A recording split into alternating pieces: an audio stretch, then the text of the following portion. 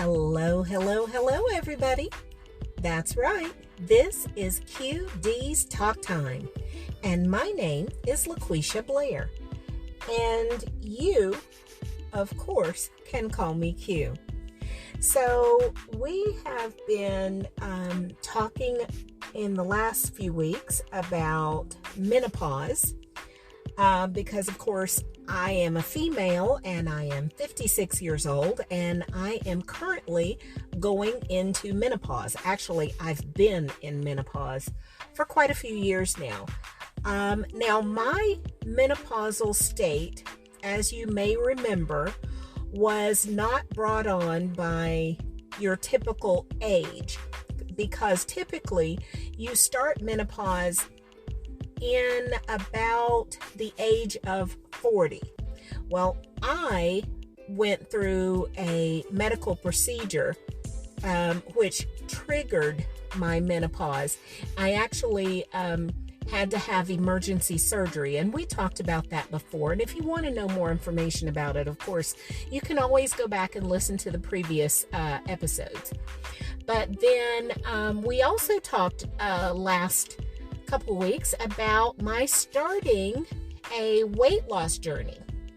Now, as I said, I am 56 years old and I am 5'7" tall and I weigh 268 pounds. Now, I know that sounds like a lot, and it is for my body, but honestly, I am really if you look at me, you can't tell I weigh that much. I actually look like I weigh maybe about 190 pounds, which is, by the way, my desired weight that I would like to be is at right about 185 pounds. That would be a nice weight for me. My body could handle it. My knees wouldn't hurt. My belly wouldn't be so big. And I think I would feel more healthier.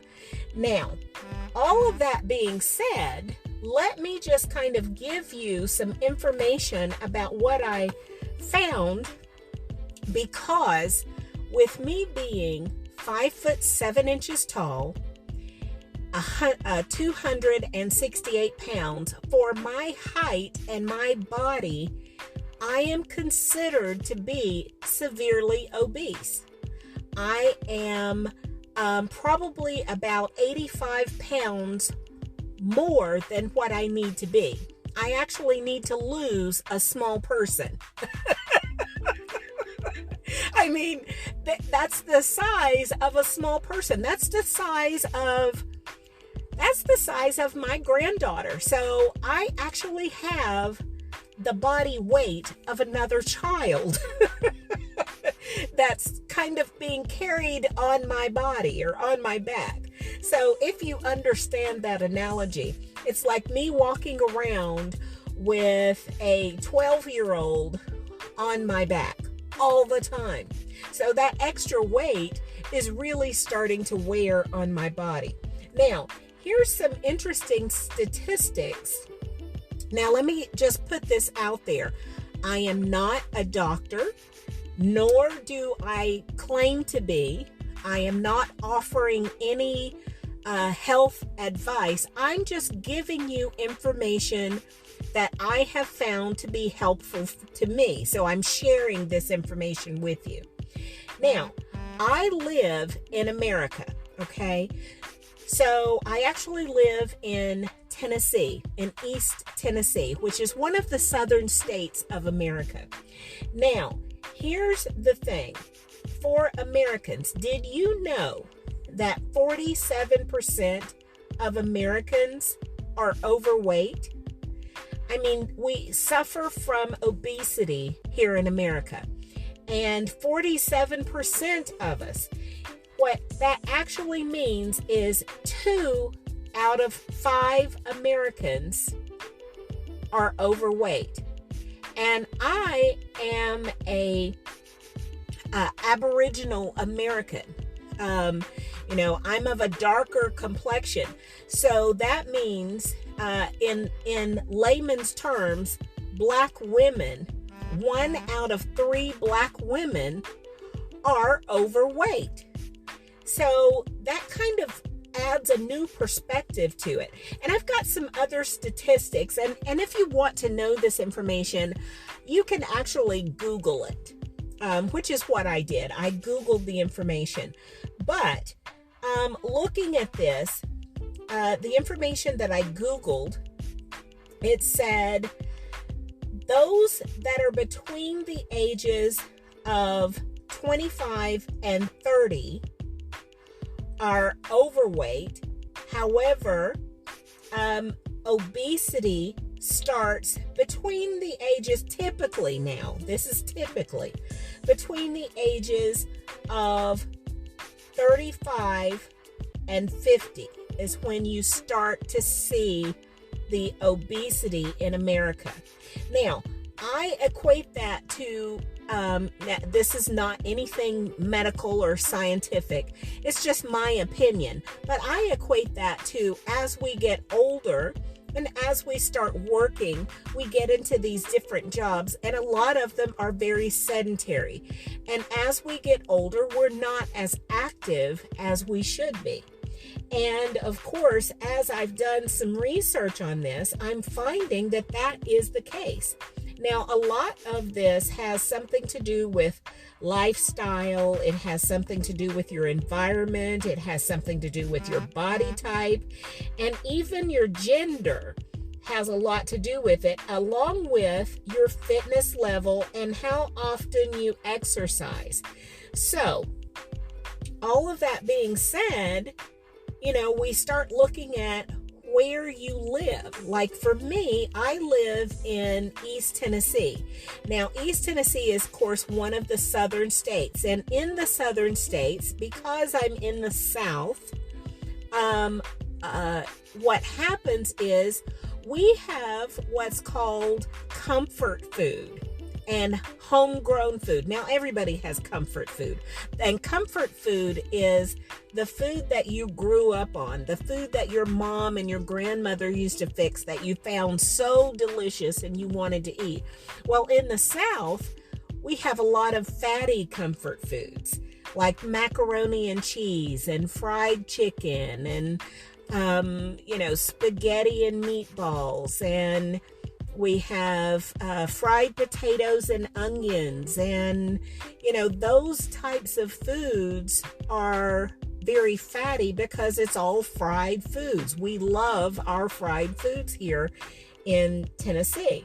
So that has a lot to do with it. But as I said, there are other factors like your lifestyle, your environment, your body type, your gender, your fitness, and how often you exercise.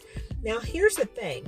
When you start looking at trying to get in shape like I am, I've been doing this research because I want to get in shape. I'm trying to get to a point where I'm healthy in my body.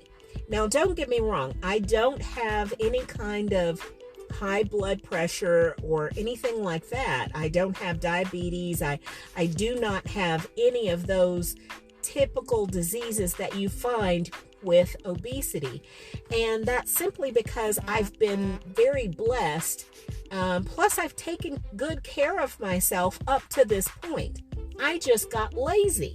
And that's what happens. When you get lazy, you start putting on weight. And in my case, that's what happened to me. I got lazy. So here's the thing. Most Americans, in fact, 55% of Americans go undiagnosed. They don't go to a doctor. They don't check on their health to find out how healthy they are, even though they're big. Now, this is not to say that all big people or all fat people or all overweight people are unhealthy, because there's a lot of skinny people that are unhealthy. And a lot of times, because they're skinny, people think naturally that they're healthy. You're skinny. You've got to be healthy. But that's not the case. A lot of times, people that are skinny are even more unhealthy than people that are fat or overweight. And we don't like to use the word fat, but that's what we are. We're just fat, you know. I'm very plain speaking. I like to call it what it is. So 55% of us go undiagnosed. We don't bother going to the doctor to check on our health. And that's very sad. 90% of us struggle to keep the weight off for long periods of time. You know, we go on these yo-yo diets. We diet for a while, we lose the weight, and then once we've lost the weight, we get comfortable. We don't try to eat healthy anymore, and then all of a sudden, we pick the weight back up and add more weight to what we lost. So basically what happens is, let's say I lost 50 pounds on this diet fad that I was on, and then once I lost the 50 pounds, I stopped doing what I needed to do to keep the weight off. I stopped the healthy eating. I stopped the exercising. I stopped taking care of my body. And then I put on 50 pounds and an additional 30 pounds. So now I'm 80 pounds more than what I was. And that's what happens. You go, you start out at this weight plane. Let's say you're 200 pounds, and then you want to lose 50 pounds and get back down to where you used to be when you were a teen at 150. But as soon as you lose the weight, you stop doing all the things that you need to do to keep the weight off, and then you gain that 50 pounds back, and then you gain another 30 pounds on top of it. So you started out at 200, and after this roller coaster ride, you're now at 230. So you keep putting the weight on. Every time you go on these crazy yo-yo diets, what happens is you lose the weight, but then you pick it back up and add more to it because you don't get into a healthy lifestyle. And that's what's happened to me. I have not been in a healthy lifestyle in a while. And so I have continuously gone on these fad diets, and I have continuously gained the weight back and added more to it. And that's what happens to us. You know, we think that we're doing our body good, but we're actually doing more harm than we are good. And it makes it very, very hard the next time to get into losing weight and getting this fat off of our body. It makes it even harder. And you know, what happens to us is we have genetics and we have biology and we have our hormones, especially as females. Our hormones get out of whack as we get a little older. You know, at the age of 56 years old, my hormones are in a constant uproar because I'm going through menopause, which also plays a role in the belly fat. It also plays a role in how I'm able to keep my energy levels up and my exercising. All of that plays a factor. And as I've been doing the research, I found, you know, most of these fad diets put you on calorie counting. You have to count your calories. And of course, your calorie counting for most of the diets are anywhere between 1,500 calories up to 2,000 calories. And it gets to, up to 3,500 calories. And it gets to a point where you're trying to figure how many calories can I eat to be able to lose the weight, to be able to stay in a normal weight loss program in order to maintain. And then you start trying to count calories. Well, counting calories doesn't work. And I know that for a fact because I've done it before. I've tried it so many times. It just doesn't work. What you need to do and in my case, what I am doing is eat healthy and make some changes, some lifestyle changes. So here's some other things that I found, okay? So looking at this, what happens is when you're overweight, there are several things that happens. You end up paying 27% more for doctor's visits, because if you're overweight, things start happening to your body and you start having to go to the doctor more. You start having to because you're having issues. There are so many more issues that come with obesity, and we'll go over those in a minute, but that's what happens. And then 47% of us have a higher inpatient cost because we're being hospitalized and we're having to go through different surgeries or health issues that are attributed to our weight gain, to the fact that we're obese, to the fact that we weigh too much. And then guess what? We pay 80% more in prescriptions. 80% more than the average person, just because we don't take care of ourselves. And what I mean by that is because you are having to take more medication, so you have to get your prescriptions filled. And when you are obese, of course, you have a higher chance of high blood pressure. You have a higher chance of sleep disorders. You have a higher chance of heart disease, of diabetes, of cholesterol, asthma, and other breathing problems come into play. You have a possibility that you can get fatty liver disease. It can even affect your bones, osteoporosis, and some cancers are caused by obesity. These are things that, you have to deal with as you gain weight. It affects your breathing. You can't hardly move. It affects your mobility. I have seen different shows. They used to have this show on TV, and it was called My Big Fat Life.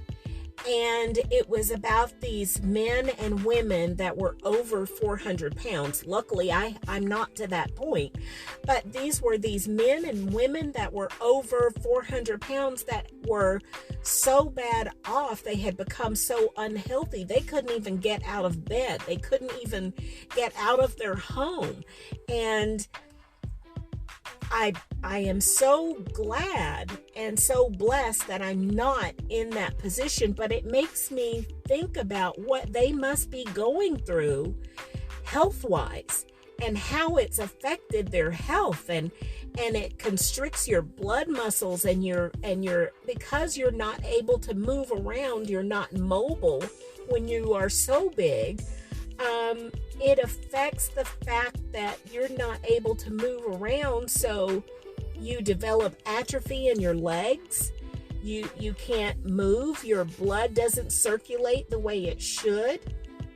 I mean, there are so many different aspects that you go through. So, looking at some things that you can't do. You don't want to count calories. You want to make some sensible decisions. And I'm talking to you, but I'm talking to myself. I'm telling myself I want to start making sensible decisions when it comes to meal plan. Instead of counting calories, instead of trying to figure out how many calories I can have, if I just make some sensible decisions on my meals, then I can become more healthier. So one of the things that I have discovered that I can do, of course, is to drink more water. And I've been researching, and it says if you drink a glass of water, which is typically about 8 ounces, before each meal, number one, water is the source of life for your body.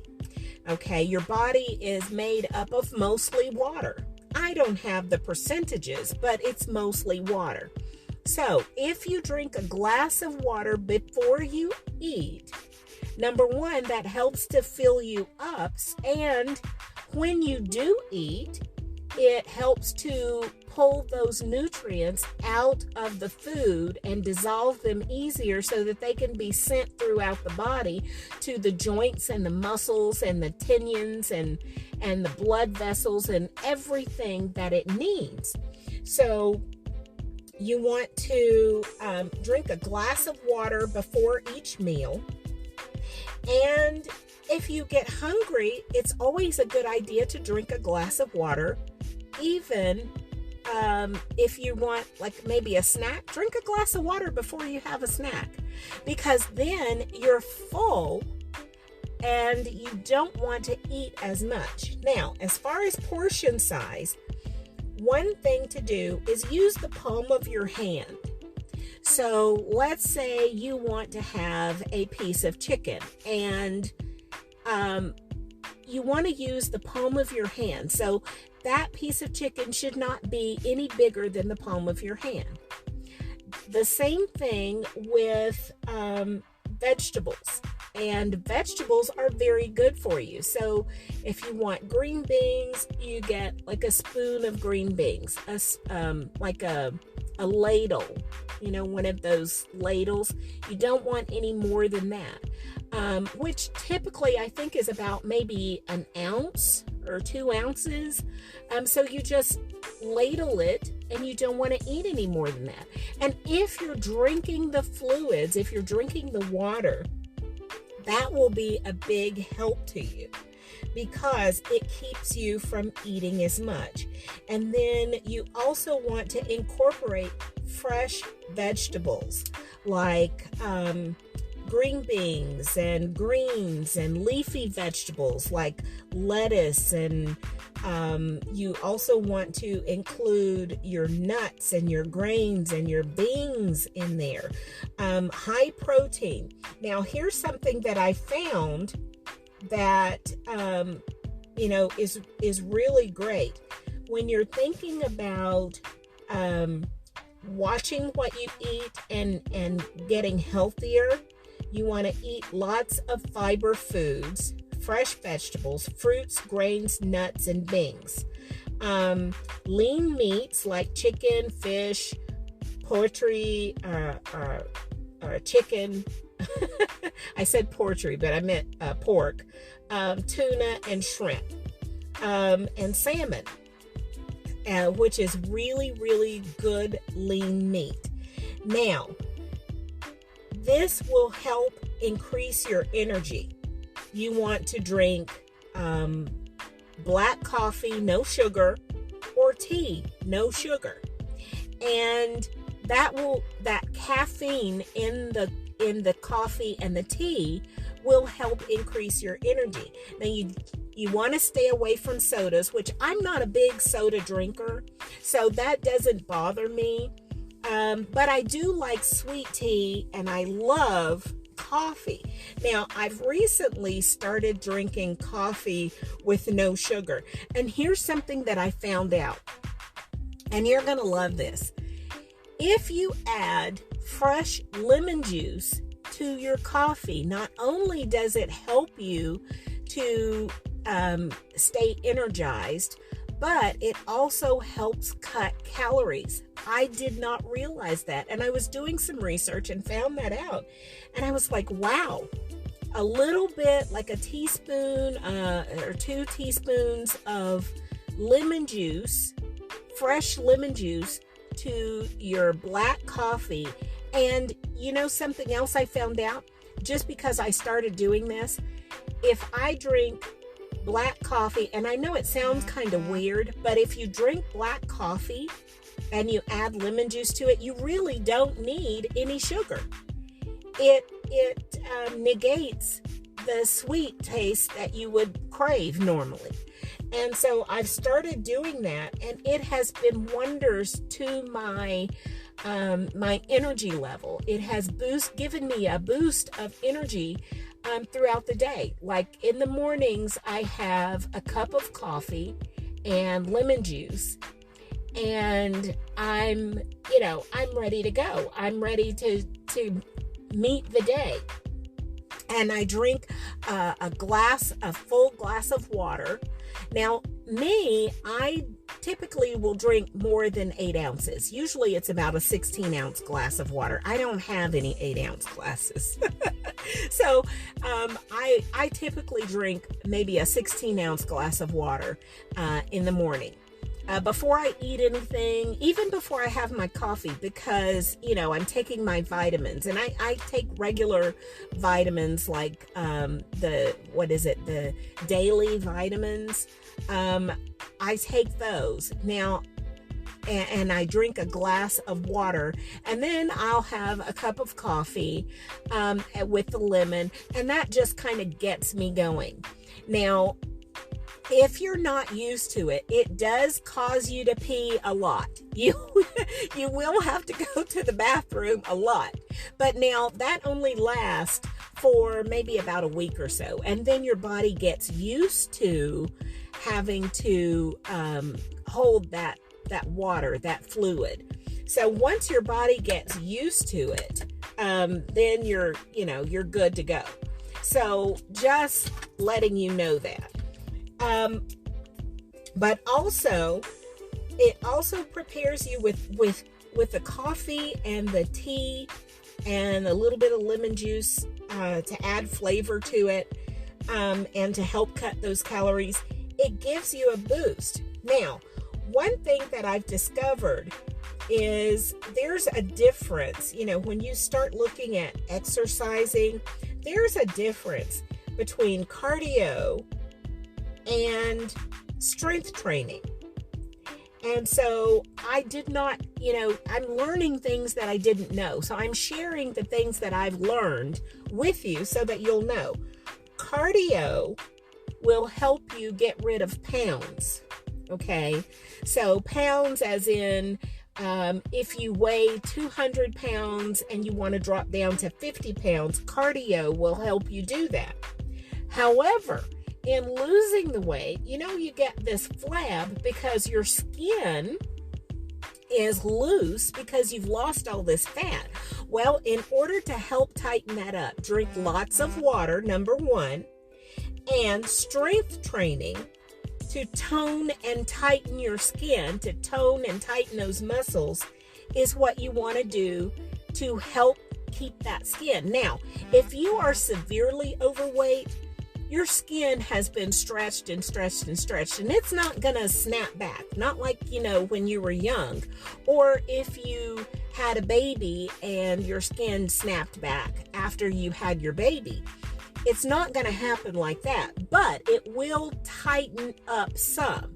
Now, if you're severely overweight, you're still going to have a lot of loose skin, especially if you don't do some toning to kind of pull that up, and if you don't drink a lot of water. I have found that drinking water, lots and lots of water, and you want to look up to see how much water you should have, because you can overdose on water. So be very, very careful with that. In fact, I would say talk to your doctor if you're looking at getting into a weight loss program at all. You definitely want to talk to your doctor first, and they can advise you on different plans that you can go with. If you're like me, now I have spoken with my doctor, and I did talk to my doctor about some different plans. And for me, diet plans don't work. For me, it's a lifestyle change.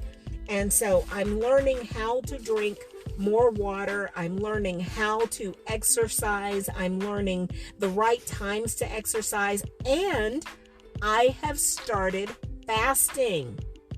That is something that I think is something that I have not been doing,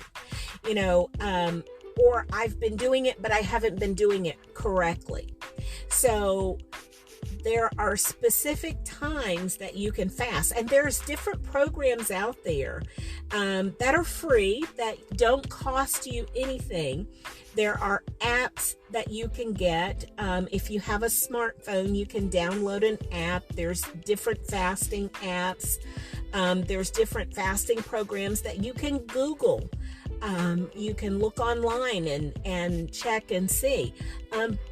I have a specific one that I use that has been very helpful to me in the last few days. And I'm very, very new at this. So it's not like I'm telling you something that I'm not doing. I am very new at it. So I had to do the research. I suggest you do the research as well. But I can tell you, fasting is a great way to lose weight. And it is a lifestyle change. And typically, you fast for 16 hours and you eat for 8 hours, especially if you are a beginner. Now, does that mean you eat for the entire 8 hours? No, but you have 8 hours that you can eat healthy meals 3 times a day. Maybe you want to eat something healthy at 9 a.m. and then again at 11 a.m. you can have lunch, and then 3 p.m. or 4 p.m. you can have dinner, and that's your 8 hours. And then you don't eat anything else until 9 a.m. that next morning. So you will be fasting for 16 hours, and you can modify that to match your schedule. That's just a suggestion. That's what I am doing. So now, here's some interesting information about weight loss, obesity, and menopause. Because I found out, as a female going into menopause and already being obese, it's causing the menopause, the symptoms that I have had with menopause, it's causing those symptoms to be greater than what they normally would be. So I'm experiencing stronger symptoms because I am obese. And unfortunately, because I'm going through menopause, it has increased the likelihood of me being obese, simply because you get that belly fat. And in my case, because I have not been taking good care of myself in the last year, I've been lazy. It has made all of that exacerbated. It has increased it. So, here's some things that you want to know if you are dealing with obesity. And this is for a male or a female. Even if you're a man, we typically look at men as being a little more healthy on the overall. But here's what I found. As far as women, we are 3 out of 5 are overweight. As far as men, they are 2 out of 5 of being overweight. And typically, blacks or African Americans, or however you identify, if you're black or African American, 49% are overweight. If you are Hispanic, then it's 45%. If you are a white American, it is 41%. And Asian Americans are 16%. Asians are more healthy. And I suspect a lot of it has to do with their diet, their lifestyle and their diet. You know, they typically exercise more. They typically eat less fatty foods. You know, they eat a lot of vegetables. And it's so funny because as African Americans or Black people, Aboriginal people, we, especially in the South, remember I told you that a lot of it has to do with your environment and where you live. Well, in the South, we eat a lot of fatty foods. We eat a lot of fried foods. And so that makes a difference. Typically, you know, if you live out in the California, the Florida, the coastal states like Texas, Florida, California, some of those coastal cities and coastal states, they typically have a lower amount of people that are overweight. And it's because I think they're more active because they're closer to the ocean. You know, there's more activity for them to do. Whereas in a lot of the states, like for instance, Louisiana, Mississippi, Alabama, West Virginia, and Iowa, they have the worst obesity rate because they're in the South. Not necessarily because they're inland, because some of these have, you know, some of these states are borderline coastal, but I think a lot of that is because they're in the South, and the environment around is Southern food, Southern comfort food, like the macaroni and cheese and the fried chicken and the pinto beans and the cornbread and the fried potatoes and, you know, that kind of food. And it's a lot of it is covered in gravy. You've got homemade biscuits. All of that stuff is very fatty and it's covered in gravy. At least at my house it was. I don't know about you, but at least at my house it was. So, you know, and of course it tastes wonderful. You've got all the seasonings and it's really great. And you want to keep eating because it just tastes so good. Now, here's something else I found. In the upper states like Kentucky, Kansas, New England, Missouri, Wisconsin, North Dakota, South Dakota, New Hampshire, Tennessee, New Mexico, Georgia, South Carolina, North Carolina, Virginia, Pennsylvania, Ohio, Michigan, those states typically have a lower obesity rate than Iowa, West Virginia, Alabama, Mississippi, and Louisiana. I don't know why that is, because I would think from Tennessee and below across the U.S., including Texas, I would think those states are all on the morbid obesity side, but that's not the case. So I typically think the southeastern states deal with more of the morbid obesity rather than the northern states. That's just my opinion. I don't know that that is something statistically proven.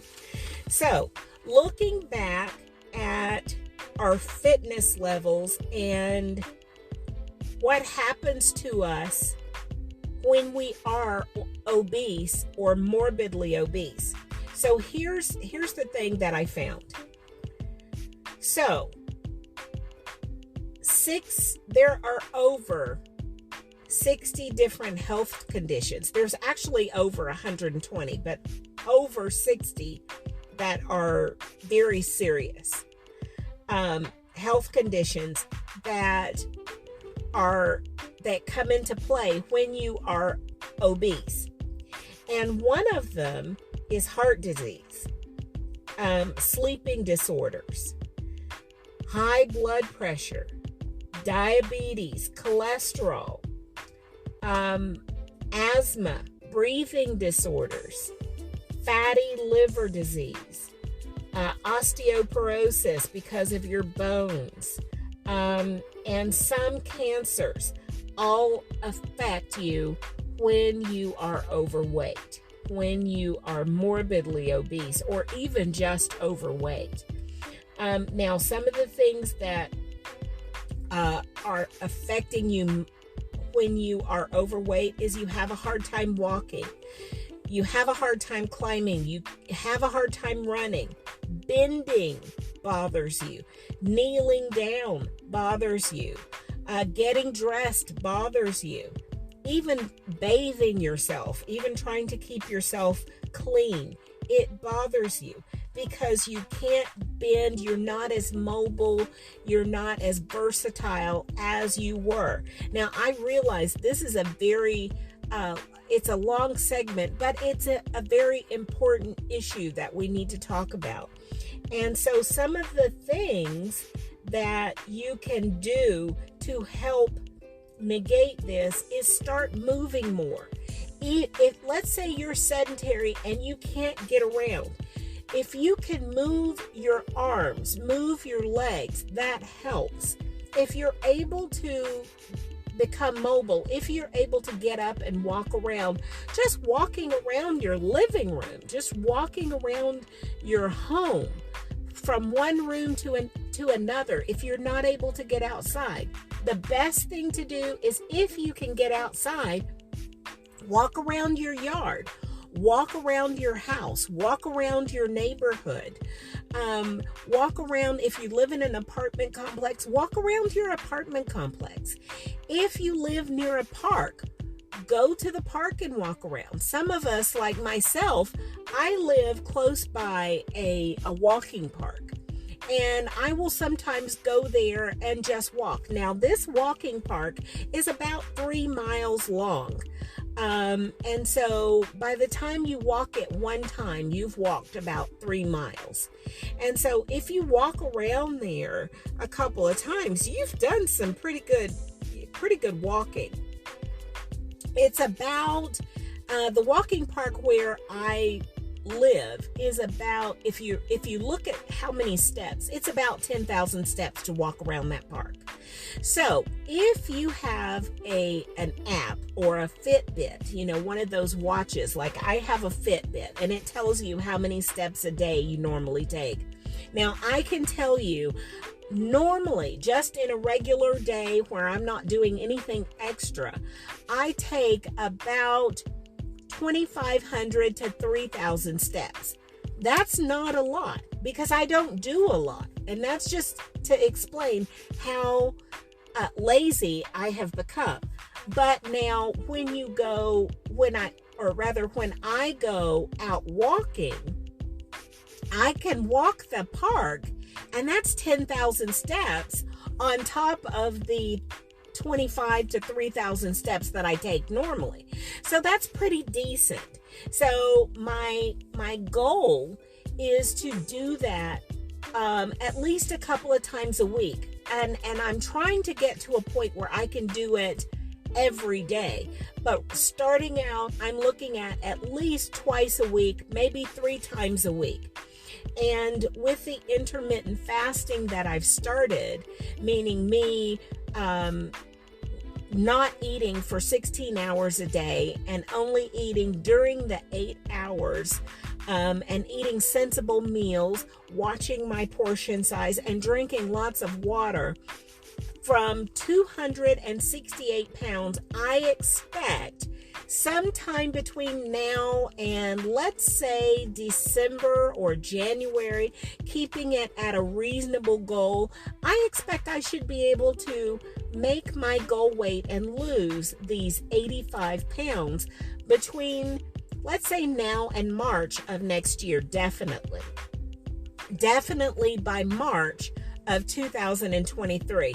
And I'm going to take you guys on this journey with me. We're not going to talk about this every single week, but you guys are going to be on the journey with me.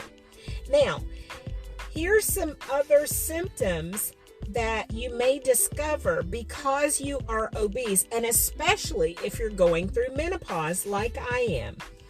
So here are some of the things that I am having to deal with. Hot flashes, we talked about that before. Night sweats, sleep difficulties. It takes me a long time to go to sleep. And then when I go to sleep, because I am obese and because I'm going through menopause all at the same time, I have severe night sweats.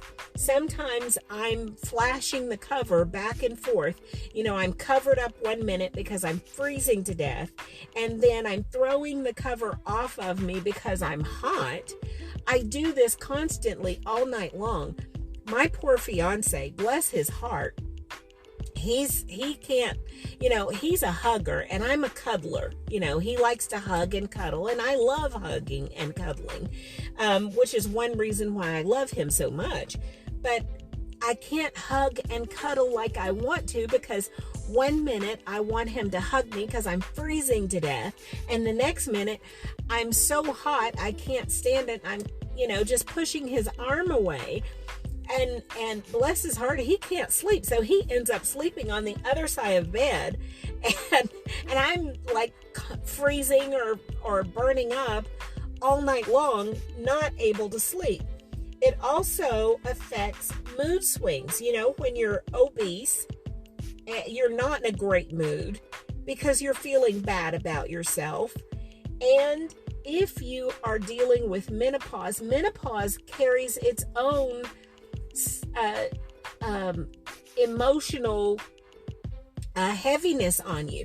You go through these emotional swings. You're feeling good 1 minute and you're feeling bad the next. And so mood swings is a big deal. Bone loss, if you are going through menopause, you could be experiencing bone loss. And that is it's a natural occurrence, but at the same time, if you're obese and you're immobile and you're not eating the things that you need to eat, you don't have enough potassium in your body, you're not getting enough calcium because you're not eating right, that affects bone loss. So then you have hair loss or hair thinning. In my case, my hair is thin. So I'm having to take vitamins to help negate that. I'm doing different things, like rice water and putting different vitamins in my hair to make sure that my hair stays healthy. We think about vitamins for our body with our bones and our to keep our blood healthy and all these different things to keep the inside of our body healthy, but we forget about our hair. And that's one thing that happens when you're going through menopause, because you have these hormonal changes, because you have these genetic changes in your body. The biology of your body is changing, so you get hair loss. And of course, if you're obese, you're not eating properly, which also increases hair loss or hair thinning. Memory loss. With the hormonal changes in your body, because you're going through menopause, you also have memory loss. Now, I have not looked at the effects of memory loss versus something like Alzheimer's or dementia. But because my mother, she had Alzheimer's. She passed away 1 year ago, March, and she suffered from Alzheimer's. Now, there was a point in her life where she was obese, but as she got older, she became healthier, and that was I think that affected the Alzheimer's. I think it caused it a delay because she was healthy in her older years. Now, I'm not a doctor. I don't know how that affects. I don't know the effects of that. But here's what I do know. Obesity and menopause can cause memory loss. How does that happen? Because you're not getting the vitamins that you need, and you're depriving your brain of nutrients if you're not eating properly.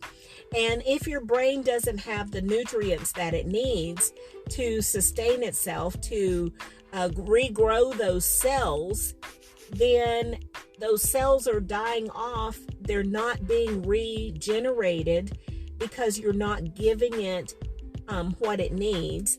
You're not drinking enough fluids. You're not getting the water that you need. You're not eating a balanced meal to give it all the nourishment that it needs. So you're experiencing memory loss.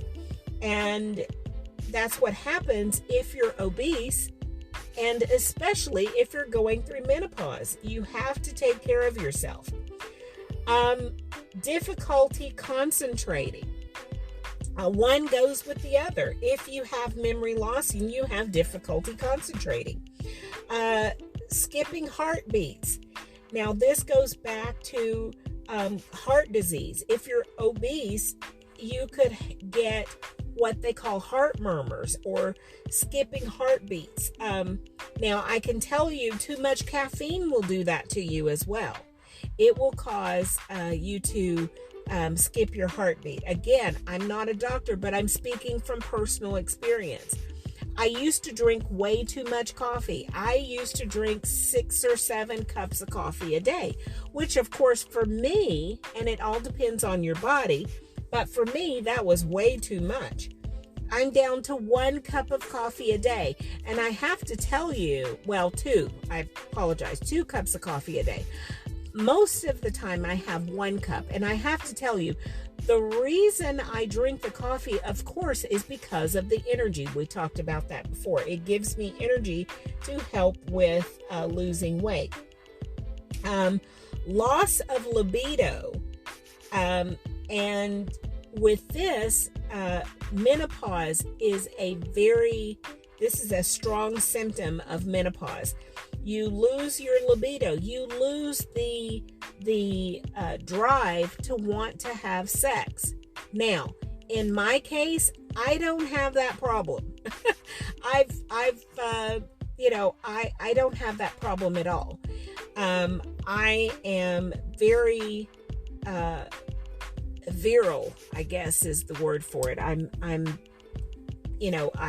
don't have a loss of the drive. But being overweight can cause you to lose that drive. Why? You don't feel good about yourself. When you are in a state of obesity, it works on the mind. And when you feel bad about yourself, you feel bad about every part of yourself, and you don't want to share yourself with anybody else. And so that can cause a loss of libido. Yeast infections and urinary tract infections. If you're overweight, you have a hard time cleaning yourself. You have a hard time taking care of yourself. You're not eating the right foods. Therefore, your body's hormones are in a constant state of flux. You're up, you're down. And when all of that happens, and especially when you're in menopause, it causes all of these different things to come about. What things you can do to help? Look at vitamins and minerals. Look at calcium. Now, these are things that I do. I take vitamins and minerals. I take them daily. I make sure that I have enough calcium and magnesium, zinc, iron, copper, and selenium. And those are things that I do to help me. Now, I know we've talked about this for almost an hour now. Here's my point. I think everybody should be healthy. I think you should go see your doctor, number one. Talk to your doctor to find out if you are in this class of obesity. If you feel like you're overweight, chances are you probably are, unless you're dealing with some other type of disease like, I don't know, there are some eating disorders. But if you are truly obese, go see your doctor. Talk to your doctor, get on a plan, and do what it is that you need to do to stay healthy. I am doing what I need to do to stay healthy for me. I hope you're doing that for you. I hope you've got some benefit out of this conversation. I know it was a long one, but I felt like it was very, very important for me to share what's going on in my life. Maybe it will help you with what's going on in yours. In the meantime, please know you have been listening to QD's Talk Time. My name is LaQuisha Blair. All of my friends call me Q. I hope you are one of my friends. I hope this has been educational for you, or at least interesting. I hope you've laughed with me a little bit. I hope and pray that you have a wonderful rest of your day. Remember that God loves you. I love you. Keep looking up. Thank you so much for joining me. Let me know what you think. Bye-bye.